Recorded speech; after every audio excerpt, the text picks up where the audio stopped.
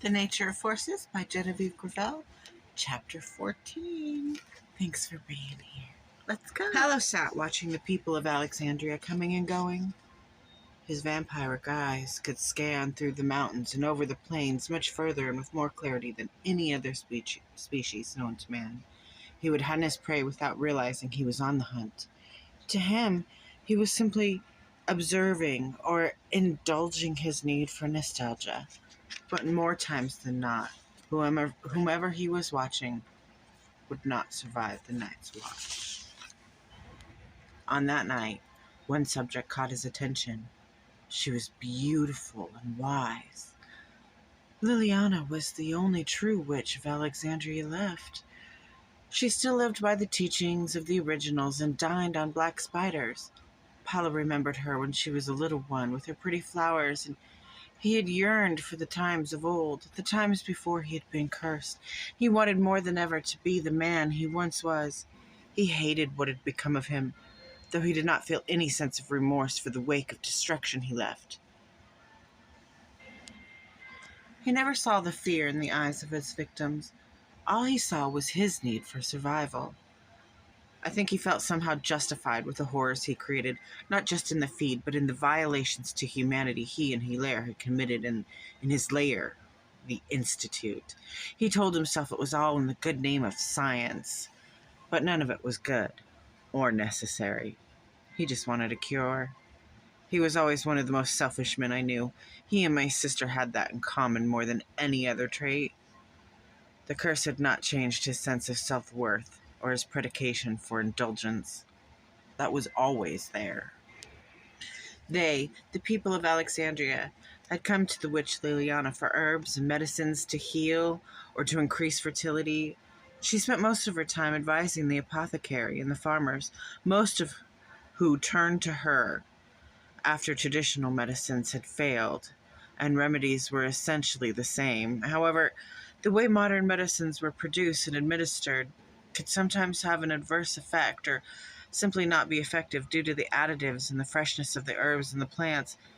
Some plants needed to be harvested at certain times, and some additives can be counterproductive, and in some cases they could cause more harm than whatever the patient was being treated for. The term patient bothered her as well. People, friend, or family was her preferred terms. Some people believed in the power of the unseen. However, those who came to her were never turned away, despite their beliefs. She never tried to change their minds. She just treated what she could, doing as little harm as possible. She helped most, but she did lose some, which only fueled the fire of disbelief. Liliana had lived alone, at least her various family of rodent, rat, rabbit, and toad, in an older cabin near the lower east side of town. She enjoyed the quiet and peace of the older generations that chose to reside among her, away from the noise and the bustling of the city that had learned to rely on science and technology. To Liliana's dismay, they had mostly turned their back on the teaching of the originals, now widely considered myth or archaic. The older witch practiced in the old ways, with forever belief in the powers of the planet on which they resided. She was considered by the people of Alexandria to be eccentric. Paolo watched her from afar, and often he adored how her pale skin ached for sunlight. She too wore her time on her lovely face, though no one would believe she had been alive for 3 centuries.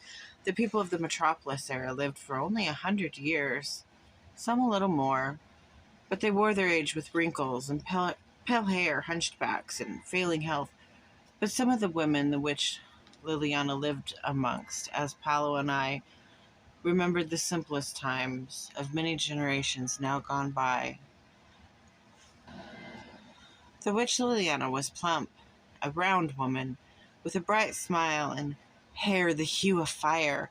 Her clothing was nothing more than rags, and she failed to paint her face as the current trends dictated. Yet still, he believed she was the most beautiful of all women. He fantasized how she may be the holder of all he did seek, the knower of all the answers that he had spent more than 250 years searching for. She may hold his cure. His eyes glowed in the dark as he asked calmly, "Do you know who I am? Do you know what I am?" He asked with honesty and curiosity. They had met, of course, when she was a young girl before the curse, but he had no way of knowing if she remembered him at all, or if she had learned what had happened or become of him. He had always assumed that the people of Alexandria wrote him off for dead and that Celeste would never face justice for the crimes against him. And the wind stopped, and all went quiet. The witch Liliana only stared into his piercing eyes. Her fear subsided as she realized that she did know him, at least at one time. Ampello exclaimed once again, "Tell me, which do you know?" "I know you seek freedom." "I am Liliana, daughter of the originals." Liliana extended her hand in offering of friendship. "I know who you are. I've watched you grow," he said. "And I know who you are. I remember you, Paolo," she responded as softly as she picked a red rose and handed it to him. For several days after the following encounter, Paolo refused to leave the witch, and they talked about everything. The witch Liliana felt grateful for the company. She truly enjoyed Paolo's company.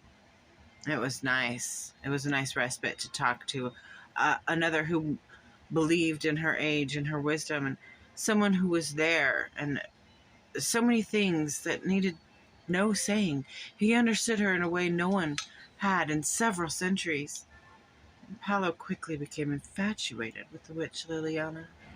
Liliana had agreed to help him in finding a natural cure for his afflictions.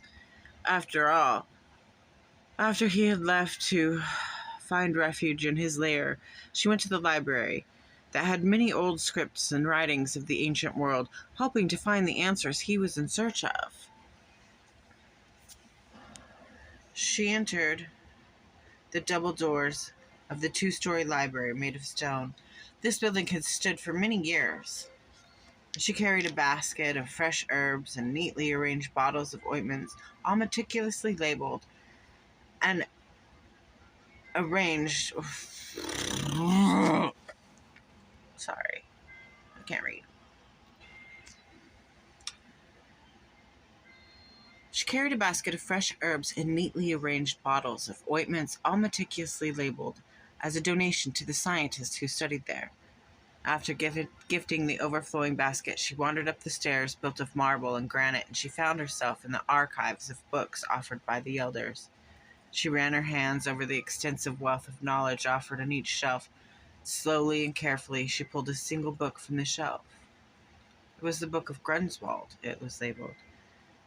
Now, she had known of how he had taught his daughters. She'd known him. And she wondered if the cure might be kept in it, the secret to Paulo's curse, and perhaps the cure. So she checked it out and took it home. Okay, so that was a super short chapter. I'm not really fond of the way I wrote it, honestly. But you get the idea. Paulo met Liliana, and they became quick friends. And she went to the library in search of, a way to cure him of his curse or free him of his curse.